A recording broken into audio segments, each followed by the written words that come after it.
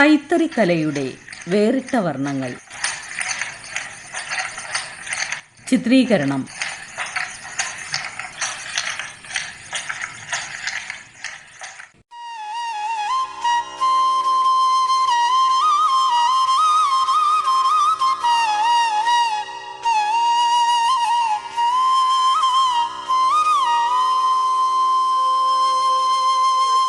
ചരിത്രവും കരകൗശല വൈദഗ്ധ്യവും പ്രകൃതി സൗന്ദര്യവും എല്ലാ നൂലിലും നെയ്ത്തിലും സമ്മേളിക്കുന്നതാണ് കേരളത്തിലെ അതിമനോഹരമായ കൈത്തറി പാരമ്പര്യം.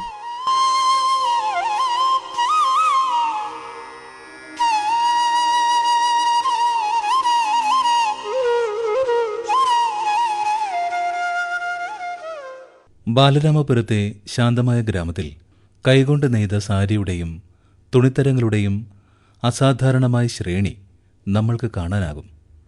ബ്ലീച്ച് ചെയ്യാത്ത പ്രകൃതിദത്തമായ നിറമുള്ള പരുത്തി നൂലിൽ നെയ്തതുമായ സാരികൾ എല്ലാവരെയും വിസ്മയിപ്പിക്കും.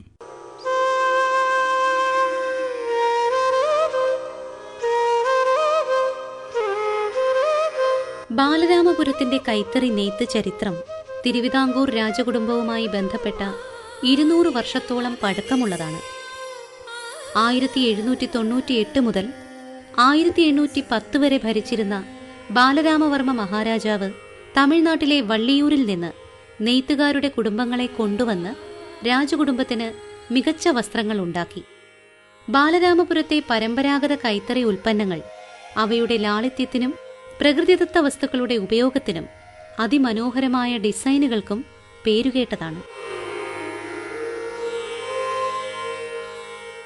ബാലരാമപുരം കൈത്തറിയുടെ ഗുണമേന്മയെക്കുറിച്ച് ഭാനു.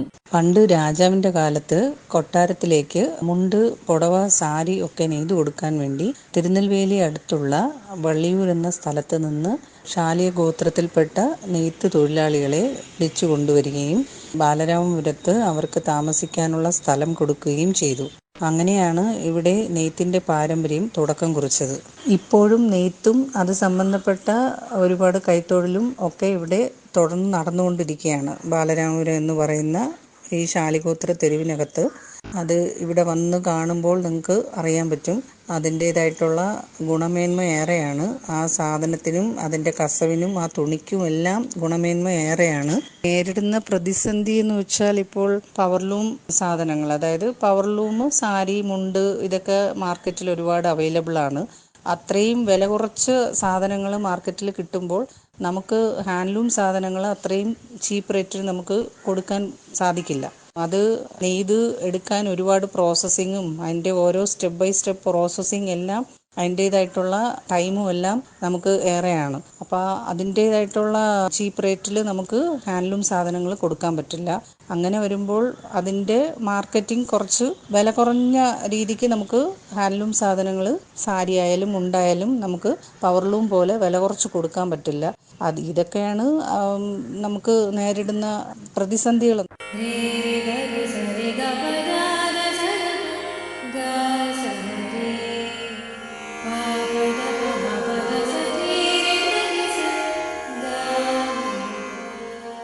പുളിയിലക്കരയ്ക്ക് പേരുകേട്ട ചേന്ദമംഗലത്തേക്കാണ് നമ്മുടെ യാത്ര. 17-ാം നൂറ്റാണ്ട് മുതൽ ഈ പ്രദേശം കൈത്തറി കേന്ദ്രമായി വളർന്നു.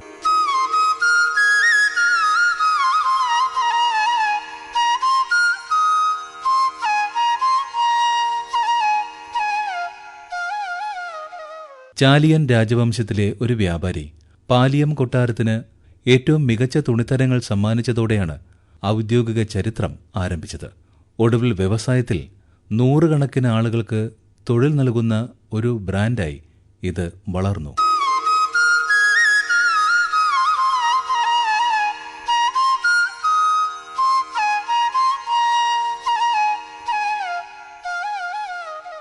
ഈ ഉൽപ്പന്നങ്ങൾ നിർമ്മിക്കുന്നതിന് അപാരമായ വൈദഗ്ധ്യവും സമയവും ആവശ്യമാണ്.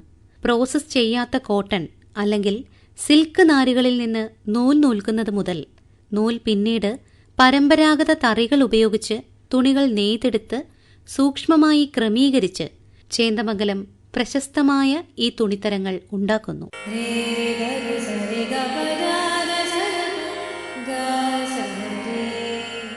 ചേന്ദമംഗലം കൈത്തറി നെയ്ത്ത് സഹകരണ സംഘം പ്രസിഡന്റ് TS ബേബിയുടെ വാക്കുകളിലേക്ക് കാതോർക്കാം. ചേന്ദമംഗലം കൈത്തറിയുടെ പ്രത്യേകത എന്ന് പറയുന്നത് ഭൗമ സൂചിക കിട്ടിയ 2 പ്രധാനപ്പെട്ട വെറൈറ്റികൾ ചേന്ദമംഗലം കൈത്തറിയിലുണ്ട്. സ്ത്രീകൾ ഉപയോഗിക്കുന്ന പുളിയലക്കര ഉൾപ്പെടെയുള്ള സെറ്റ് മുണ്ടുകളും പുരുഷന്മാർ ഉപയോഗിക്കുന്ന ഡബിൾ മുണ്ടുകൾ, വിവിധ കളറിലുള്ള കരകൾ, ഇതെല്ലാം ചേന്ദമംഗലത്തിൻ്റെ ഒരു തനത് പ്രത്യേകതയാണ്. ഇതിനെല്ലാം ഓണക്കാലത്ത് വലിയ ഡിമാൻഡാണ്.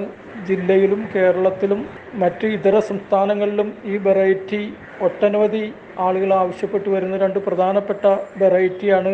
ഇത് സ്ട്രീറ്റ് പാവിലൂടെ ആണ് ഇതിൻ്റെ പ്രോസസ്സിംഗ് എല്ലാം നടക്കുന്നത്. നൂല് വാഷ് ചെയ്ത് തൊഴിലാളികളുടെ പ്രധാനപ്പെട്ട അധ്വാനം പാവുണക്കിൽ ഉപയോഗിച്ച് ഉണ്ടാക്കുന്ന പ്രധാനപ്പെട്ട 2 ഉൽപ്പന്നങ്ങളാണ് ചേന്ദമംഗലം കൈത്തറിയിലെ ഡബിൾ മുണ്ടുകളും സെറ്റ് മുണ്ടുകളും. കൃഷി കഴിഞ്ഞാൽ ഏറ്റവും കൂടുതൽ ആളുകൾ പണിയെടുക്കുന്ന ഒരു തൊഴിൽ മേഖലയാണ് കൈത്തറി മേഖല. അതുകൊണ്ടാണ് അതിനെ ദേശീയ പരമ്പരാഗത മേഖലയിൽ ഉൾപ്പെടുത്തിയിട്ടുള്ളത്. ഏകദേശം വലിയ ഒരു ജനസംഖ്യയിൽ വരുന്ന ജനങ്ങൾ ഇന്ത്യയിലെ ബഹുഭൂരിപക്ഷം സംസ്ഥാനങ്ങളിലും ഈ മേഖലയുമായി പണിയെടുക്കുന്നുണ്ട്. നമ്മുടെ രാജ്യത്തെ കൈത്തറി തൊഴിലാളികളുടെ അവസ്ഥകൾ നമ്മളൊന്ന് പരിശോധിച്ചു പോകേണ്ടതാണ്. കൂടുതൽ അധ്വാനവും കുറഞ്ഞ കൂലിയിലും പണിയെടുക്കുന്ന തൊഴിലാളികളാണ് കൈത്തറി മേഖലയിൽ പണിയെടുക്കുന്നത്. 1-ാം പഞ്ചവത്സര പദ്ധതി ഉൾപ്പെടെയുള്ള പദ്ധതികളിൽ ഈ പദ്ധതി കൈത്തറി മേഖലയെ സഹായിക്കുന്നതിന് വേണ്ടി ഒട്ടനവധി കാര്യങ്ങൾ കേന്ദ്ര ഗവൺമെന്റ് നടപ്പിലാക്കിയിരുന്നു. എന്നാൽ പുത്തൻ സാമ്പത്തിക നയം ഉടലെടുത്തതിന് ശേഷം ദേശീയ പരമ്പരാഗത മേഖലയ്ക്ക് കിട്ടേണ്ട സംരക്ഷണങ്ങൾ പടിപടിയായി ചുരുക്കുന്ന സാഹചര്യമാണ് നിലവിലുള്ളത്. കേരളത്തെ സംബന്ധിച്ച് കേരളത്തിന്റെ തൊഴിൽ മേഖലയിൽ വലിയ പ്രാധാന്യം നൽകിയിരുന്ന ഒരു തൊഴിൽ മേഖലയാണ് കൈത്തറി മേഖല. ഇന്ന് എറണാകുളം ജില്ലയെ മാത്രം നമ്മൾ പരിശോധിച്ചാൽ ഏകദേശം 6000-ഓളം വരുന്ന തൊഴിലാളികൾ ഉണ്ടായിരുന്ന ഒരു ജില്ലയിൽ ഇന്ന് അവശേഷിക്കുന്നത് 1000-ഓളം വരുന്ന തൊഴിലാളികളും 12 സംഘങ്ങളുമാണ്. അതിലേറ്റവും പ്രധാനപ്പെട്ട താലൂക്കാണ് പറവൂർ താലൂക്ക്. പറവൂർ താലൂക്കിലെ ചേന്ദമംഗലം എന്ന പ്രദേശവും പറവൂർ ടൗൺ ചിറ്റാറ്റുകര എന്ന പ്രദേശവും ഉൾക്കൊള്ളുന്നതാണ് ചേന്ദമംഗലത്തിന്റെ പ്രൗഢ ഗംഭീരമായ കൈത്തറി ഗ്രാമപദ്ധതി. പെരിയാറിന്റെ തീരത്ത് മഹത്തായ ചേന്ദമംഗലം കൈത്തറി ഗ്രാമപദ്ധതി ഇന്ന് തുടക്കം കുറിച്ചിരിക്കുകയാണ്. കൈത്തറി മേഖലയിലെ വസ്ത്രങ്ങൾ വിറ്റഴിക്കാൻ ഇന്ന് വലിയ പ്രതിസന്ധിയാണ് നമ്മൾ നേരിടുന്നത്. നമ്മുടെ കമ്പോളത്തെ അതിജീവിക്കുന്നതിന് വേണ്ടി മിൽ തുണികളോടും പവർലൂം വസ്ത്രങ്ങളോടും മത്സരിക്കുന്നതിന് കൈത്തറി മേഖലക്ക് ഒരു പരിധിയുണ്ട്. കൈത്തറി മേഖലയിൽ സമഗ്രമായ ഒരു നവീകരണം ഇന്ന് അത്യന്താപേക്ഷിതമായി വന്നിരിക്കുകയാണ്.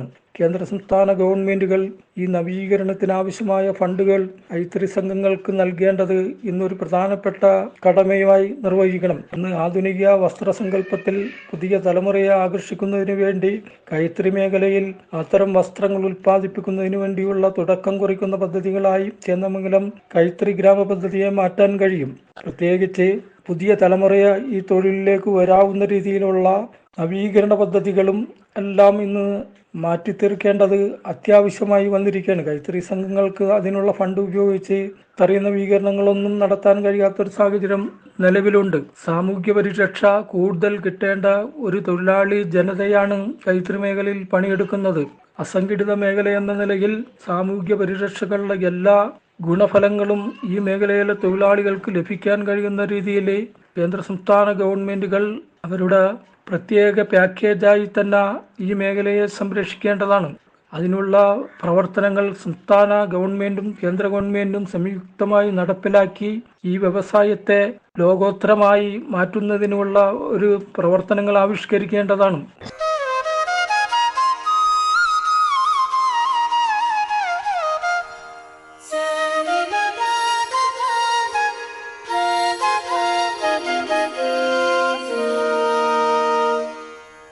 അടുത്തതായി പരമ്പരാഗത കൈത്തറി വ്യവസായങ്ങളുടെ പര്യായമായ തൃശൂർ ജില്ലയിലെ ഭാരതപ്പുഴയുടെ തീരത്തുള്ള കുത്താമ്പുള്ളി എന്ന ഗ്രാമത്തിലേക്കാണ്.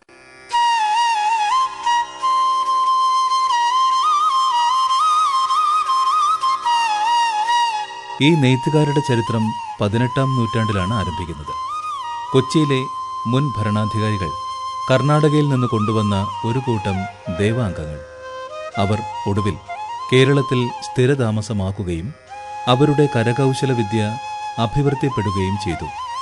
1972 Kuthampully handloom industrial cooperative society രൂപീകരിക്കുന്നതിലേക്ക് ഇത് നയിച്ചു.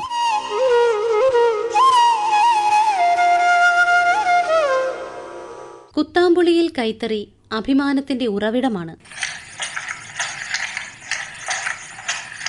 മിക്കവാറും എല്ലാ വീട്ടുകാരും ഈ കരകൗശലം കൈക്കുള്ളിലാക്കിയവരാണ്. കുത്താമ്പുളിയിൽ നിന്നുള്ള ജനപ്രിയ ഉൽപ്പന്നങ്ങളിൽ കസവ് സാരികൾ, വേഷ്ടികൾ, ഡബിൾ മുണ്ടുകൾ, സെറ്റ് മുണ്ടുകൾ എന്നിവ ഉൾപ്പെടുന്നു.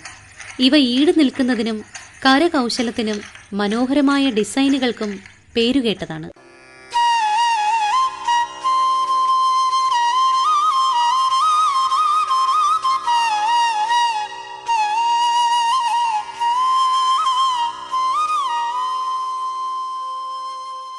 പ്രസാദ് കുത്താമ്പുള്ളിയുടെ വാക്കുകളിലേക്ക്. ഏകദേശം 30 വർഷത്തോളമായി കൈത്തറി മേഖലയുമായി ബന്ധപ്പെട്ട് പ്രവർത്തിക്കുന്ന ഒരാളാണ് ഞാൻ. ഞങ്ങളുടെ സ്ഥാപനത്തിന്റെ പേര് ദി കേരള ടെക്സ്റ്റൈൽസ് കുത്താമ്പുള്ളി. വസ്ത്രവ്യാപാര മേഖലയിൽ കുത്താമ്പുള്ളി കൈത്തറി ഇന്ന് എല്ലാവർക്കും സുപരിചിതമായ ഒരു ബ്രാൻഡായി മാറിയിട്ടുണ്ട്. തൃശൂർ ജില്ലയിലാണ് കുത്താമ്പുള്ളി എന്ന ഈ ഗ്രാമം സ്ഥിതി ചെയ്യുന്നത്. തൃശൂർ ടൗണിൽ നിന്നും ഏകദേശം 45 കിലോമീറ്ററോളം യാത്ര ചെയ്താലാണ് ഈ ഗ്രാമത്തിൽ എത്തിച്ചേരുക. കുത്താമ്പുള്ളി നെയ്ത്തുകാരുടെ പൂർവികർ ഏകദേശം 300-350 വർഷങ്ങൾക്ക് മുൻപ് കൊച്ചി രാജാവിനും കുടുംബങ്ങൾക്കും വസ്ത്രം നെയ്യുന്നതിനു വേണ്ടി വന്നവരായിട്ടാണ് അറിയപ്പെടുന്നത്. കാലാന്തരത്തിൽ ഇത് നെയ്ത്തുകാരുടെ ഒരു തെരുവായി മാറി. ഇന്ന് 1000-ലധികം കുടുംബങ്ങൾ ഈ തൊഴിലിന്റെ ഭാഗമായി പ്രവർത്തിക്കുന്നു. സെറ്റുമുണ്ടുകൾ, സാരികൾ, വിവാഹ സാരികൾ എന്നിവ വിവിധ തരം ഡിസൈനുകളിൽ ഇവിടെ നെയ്തെടുക്കുന്നുണ്ട്. ഈ തൊഴിലിൽ വിവിധങ്ങളായ പ്രാവീണ്യമുള്ളവരാണ് ഇവിടെയുള്ളവരിൽ ഏറിയ ഭാഗവും. ഈ കൈത്തറി മേഖലയ്ക്ക് എന്താണ് പിന്നീട് സംഭവിച്ചത്? കൈത്തറി തൊഴിലാളികൾക്ക് സാമ്പത്തികമായി മെച്ചപ്പെടാൻ സാധിക്കാത്തത് എന്തുകൊണ്ടാണ്? യന്ത്രത്തറിയിൽ നെയ്തെടുക്കുന്ന മുണ്ടുകളും സാരികളും കുറഞ്ഞ വിലയിൽ മാർക്കറ്റിൽ സുലഭമായി ലഭിക്കുവാൻ തുടങ്ങിയതോടെ കൈത്തറി മേഖലയിലെ തൊഴിലാളികളുടെ തൊഴിൽ സ്ഥിരത നഷ്ടപ്പെട്ടു. കൈത്തറി വസ്ത്രങ്ങൾക്ക് വില കൂടുതലാണ്. കാരണം ഇതിന്റെ ഉൽപാദന ചെലവ് കൂടുതലാണ്.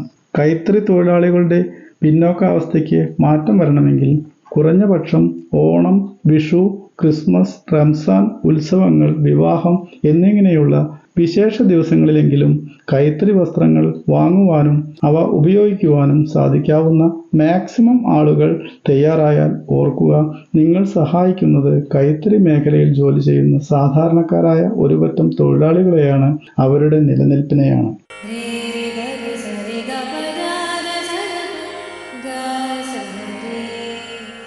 ഇനി നമുക്ക് കണ്ണൂർ ജില്ലയിലെ കൈത്തറി വൈവിധ്യം അടുത്തറിയാം. കൈത്തറി വ്യവസായം 19-ാം നൂറ്റാണ്ടിൽ പ്രാമുഖ്യം നേടിയെങ്കിലും 16-ാം നൂറ്റാണ്ടിലാണ് ഇത് ആരംഭിച്ചത്. ചിറക്കൽ രാജാക്കന്മാർ രാജകുടുംബത്തിന് തുണിത്തരങ്ങൾ നിർമ്മിക്കാൻ തമിഴ്നാട്ടിൽ നിന്ന് വിദഗ്ധരായ ശാലിയ നെയ്ത്തുകാരെ കൊണ്ടുവന്നു. കണ്ണൂരിൽ ഉടനീളം വിവിധ നെയ്ത്ത് തെരുവുകൾ സ്ഥാപിക്കുന്നതിലേക്ക് നയിച്ചു.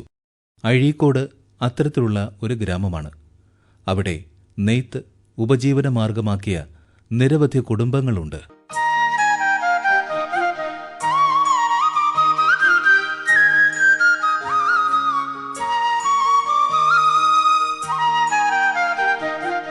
കണ്ണൂരിലെ കൈത്തറി വ്യവസായം 1960 മുതൽ 1980 വരെ കണ്ണൂർ ക്രേപ്പ് എന്ന പേരിൽ കുതിച്ചുയർന്നു.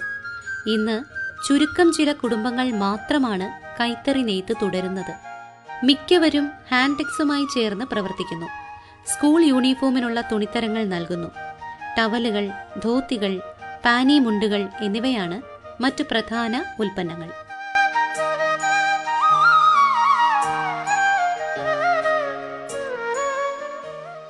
കണ്ണൂരിലെ Indian institute of handloom technology എന്ന സ്ഥാപനത്തിൽ നിന്നും എക്സിക്യൂട്ടീവ് ഡയറക്ടറായി വിരമിച്ച കാണിചന്ദ്രൻ. പ്രധാനമായും 5 ധാരകളാണ് ഈ കൈത്തറി വസ്ത്ര ഉൽപാദന പാരമ്പര്യത്തിൽ ഉൾച്ചേർന്നിരിക്കുന്നതെന്ന് നമുക്ക് കേരളത്തിൻ്റെ ചരിത്രം പരിശോധിച്ചാൽ കാണാം. ഒന്നാമതായി, വസ്ത്ര ഉൽപാദന വിതരണ മേഖലകളിൽ കൈത്തൊഴിലുകൾ വികസിപ്പിച്ച ആദ്യ തലമുറ. ബുദ്ധമത സ്വാധീനത്തിൽ അന്നത്തെ ആയി രാജവംശം തുടങ്ങി നമ്മുടെ ഏഴിമല രാജവംശക്കാർ വരെ ശാലിയന്മാർ അഥവാ നെയ്ത്തുകാരെ വളർത്തി കൊണ്ടുവന്നു എന്നതാണ് ആദ്യത്തെ ധാര. രണ്ടാമതായി, വിദേശ ശക്തികൾ അടിക്കടി കേരളത്തിൽ സന്ദർശനം നടത്തുന്നതുമായി ബന്ധപ്പെട്ട് നമ്മുടെ നാടുവാഴികൾക്കുണ്ടായ ഒരു മനംമാറ്റം. അതെന്താണെന്ന് വെച്ചാൽ തല മുതൽ പാദം വരെ അലങ്കൃതമായ വസ്ത്രങ്ങൾ ധരിച്ചുകൊണ്ട് വിദേശികൾ വരികയും എന്നാൽ അവരോട് തോർത്തുമുണ്ടോ അല്ലെങ്കിൽ ഒരു മേൽമുണ്ടോ മാത്രം ധരിച്ചുകൊണ്ട് സംസാരിക്കേണ്ടി വരുന്ന നാടുവാഴികളുടെ ഒരു തലമുറയും തമ്മിലുള്ള ഒരു സാംസ്കാരിക വൈരുദ്ധ്യം അവിടെ രൂപം കൊള്ളുന്നു. അതിൻ്റെ ഭാഗമായിട്ടോ നാടുവാഴികൾക്കിടയിൽ പുതിയ വസ്ത്ര ആവശ്യങ്ങൾ ഉയർന്നു വരുന്നു. ആ വസ്ത്ര ആവശ്യങ്ങൾ നേടുവാനായി സ്ഥാപിക്കപ്പെട്ടതാണ് നമ്മുടെ കൈത്തറി നെയ്ത്ത് തെരുവുകളുടെ വീവേഴ്സ് സ്ട്രീറ്റ്സ് സംവിധാനത്തിൻ്റെ ചരിത്രം കാണിക്കുന്നത്. മൂന്നാമതായി വിദേശ മെഷീനറി പ്രവർത്തനത്തിൻ്റെ ഭാഗമായിട്ട് വളർന്നു വന്നതാണ് ഈ മലബാർ തീരത്തെ കണ്ണൂരിലെ കൈത്തറി വസ്ത്ര നിർമ്മാണ ഫാക്ടറികൾ എന്നുള്ളതാണ് അതിൻ്റെ ഒരു പ്രത്യേകത. നാലാമതായി അയ്യ വൈകുണ്ഠം മുതൽ നമ്മുടെ ഈ പ്രദേശത്ത് പ്രവർത്തിച്ചിരുന്ന ശ്രീനാരായണ ഗുരു വരെയുള്ള സാമൂഹ്യ നവോത്ഥാന പ്രസ്ഥാനങ്ങൾ, ആ സാമൂഹ്യ നവോത്ഥാന പ്രസ്ഥാനങ്ങളുടെ ഭാഗമായിട്ട് നിരവധി അധസ്ഥിത സമുദായങ്ങളിലെ ജനങ്ങൾ കൂട്ടം കൂട്ടമായി ആധുനിക വ്യവസായ തൊഴിലുകൾ എന്ന നിലക്ക് കൈത്തറി വസ്ത്ര നിർമ്മാണം തൊഴിലായി സ്വീകരിച്ചതിൻ്റെ ഭാഗമായിട്ട് ഒരു വലിയ വികസനം ഈ വസ്ത്ര ഉൽപ്പാദന രീതിക്ക് കേരളത്തിൽ ഉണ്ടായി. അഞ്ചാമതായി ദേശീയ സ്വാതന്ത്ര്യ സമര പ്രസ്ഥാനത്തിൻ്റെ ഭാഗമായി വികസിച്ചു വന്ന തൊഴിലാളി സംഘങ്ങൾ, സഹകരണ സംഘങ്ങൾ എന്നിവയുടെ പ്രവർത്തന ഫലമായിട്ട് സഹകരണ പ്രസ്ഥാനം കേരളത്തിൽ കൈത്തറി മേഖലയിൽ വളരെ സുശക്തമായ ഒരു ഉൽപ്പാദന രീതിയായി നിലവിൽ വന്നു. കണ്ണൂർ കൈത്തറിയുടെ സവിശേഷ ഗുണങ്ങൾ എന്താണ് എന്ന് നമുക്ക് നോക്കാം. മനുഷ്യജീവിതത്തിൻ്റെ എല്ലാതരം ഉപയോഗങ്ങൾക്കും ഉതകുന്ന ഈരഴത്തോർത്ത് മുതൽ ഏറ്റവും ആധുനികമായ ഗൃഹാലങ്കാര തുണികൾ വരെയുള്ള വൈവിധ്യമാർന്ന ഉൽപ്പന്നങ്ങൾ കണ്ണൂർ കൈത്തറിയുടെ ഒരു സവിശേഷതയാണ്. ഇന്ത്യയിലെ എമ്പാടും നോക്കിയാൽ എല്ലാ സംസ്ഥാനങ്ങളിലും കൈത്തറി ഉൽപ്പാദനം മുന്നോട്ട് പോകുന്നത് ഏതെങ്കിലും ഒരു മുഖ്യ ഉൽപ്പന്നങ്ങൾ കൂടുതലായി ഉൽപ്പാദിപ്പിച്ചുകൊണ്ടാണ്.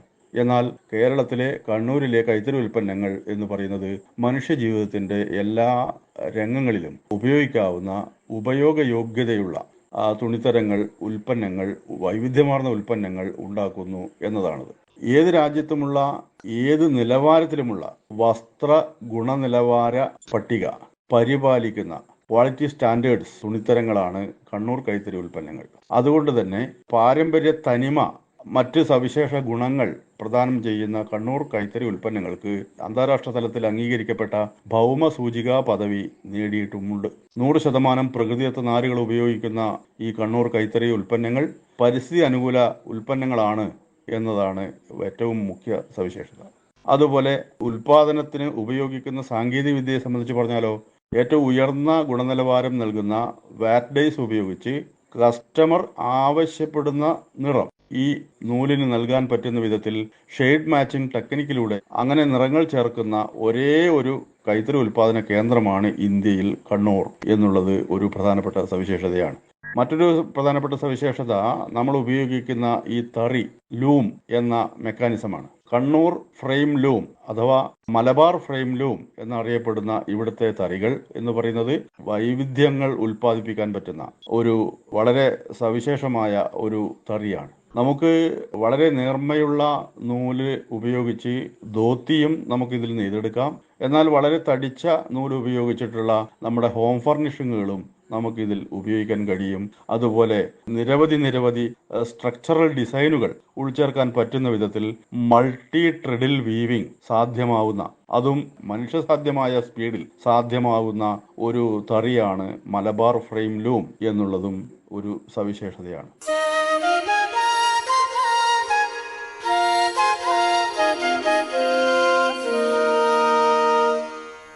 കൈത്തറി ഗ്രാമങ്ങളിലൂടെയുള്ള നമ്മുടെ യാത്ര ഇപ്പോൾ കാസർഗോഡെത്തി.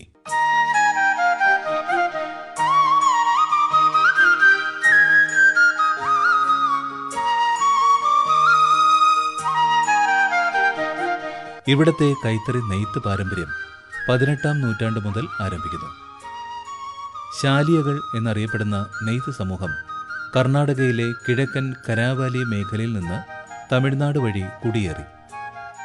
മറ്റൊരു വിഭാഗമായ പത്മശാലിയരും മൈസൂരുവിൽ നിന്നും സമീപ പ്രദേശങ്ങളിൽ നിന്നും കാസർഗോഡ് താമസമാക്കി. കാസർഗോഡ് സാരികളുടെ തനത് നിറവൈവിധ്യം അവരുടെ കരവിരുതിന്റെ തെളിവാണ്. നിറവ്യത്യാസത്തിന് പേരുകേട്ട നൂലുകൾക്ക് വാറ്റ് ഡൈകൾ ഉപയോഗിക്കുന്നതാണ് കാസർഗോഡ് സാരികളുടെ പ്രധാന സവിശേഷത.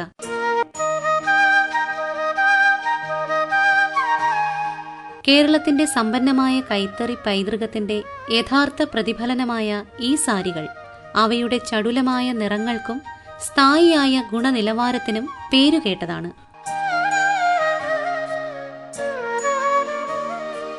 കാസർഗോഡ് നെയ്ത്തിന്റെ പ്രാധാന്യത്തെക്കുറിച്ച് കാസർഗോഡ് വീവേഴ്സ് കോപ്പറേറ്റീവ് സൊസൈറ്റി മുൻ സെക്രട്ടറി കെ ലോകനാഥന്റെ വാക്കുകളിലേക്ക്. കേരള സംസ്ഥാനത്തിൻ്റെ വടക്കേയറ്റത്തേതും കർണാടകയോട് ചേർന്ന് നിൽക്കുന്നതുമായ ഭൂപ്രദേശമാണ് കാസർഗോഡ്. കാസർഗോഡ് പണ്ടുകാലത്ത് കർണാടകയുടെ ഭാഗമായിരുന്നെങ്കിലും ഭാഷാടിസ്ഥാനത്തിൽ സംസ്ഥാന വിഭജനം നടക്കുന്ന സമയത്ത് കാസർഗോഡിൻ്റെ ഒരു ഭാഗം കേരളത്തോട് ചേർക്കപ്പെട്ടു. ഇവിടെ ഉണ്ടായിരുന്ന ശാലിയ സമുദായം ഇവർ കൈത്തറി നെയ്ത്ത് കുലത്തൊഴിലായി സ്വീകരിച്ചവരാണ്. ഇവരുടെ ഒരു നെയ്ത്ത് കേന്ദ്രങ്ങൾ കാസർഗോഡ് ജില്ലയിൽ പല ഭാഗത്തും കാണാമായിരുന്നു. സാധാരണയായി ശാല്യത്തേരു എന്നറിയപ്പെടുന്ന വളരെയേറെ പ്രദേശങ്ങൾ ഇവിടെ ഉണ്ടായിരുന്നു. ഇവരെല്ലാം കൂട്ടമായി തറി വെച്ച് നെയ്ത്ത് ജോലിയിൽ ഏർപ്പെട്ടവരായിരുന്നു.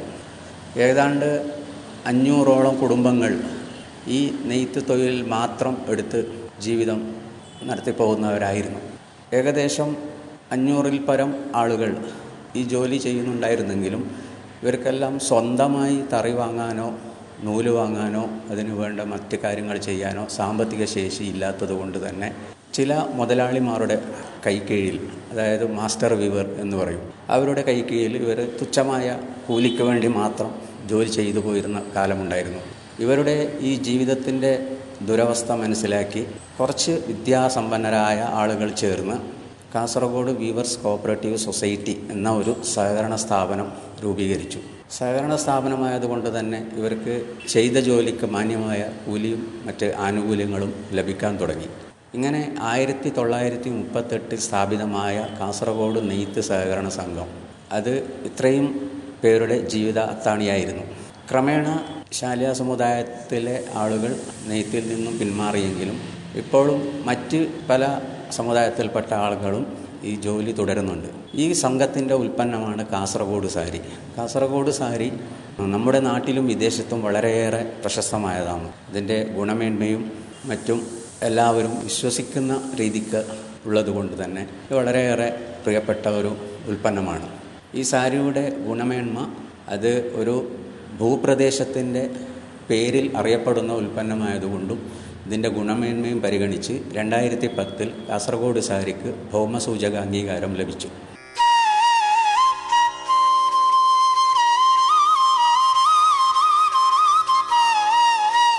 കേരളത്തിന്റെ ചടുലമായ കൈത്തറി പാരമ്പര്യത്തിലൂടെയുള്ള ഈ യാത്ര കൈത്തറി ഗ്രാമങ്ങളുടെ വൈവിധ്യം മനസ്സിലാക്കാൻ സഹായിച്ചു. ബാലരാമപുരം മുതൽ ചേന്ദമംഗലം, കുത്താമ്പുള്ളി, കണ്ണൂർ, കാസർഗോഡ് തുടങ്ങി ഓരോ നൂലിലും നെയ്ത്തിലും ഈ നെയ്ത്തുകാരുടെ പൈതൃകം തിളങ്ങിക്കൊണ്ടേയിരിക്കുന്നു.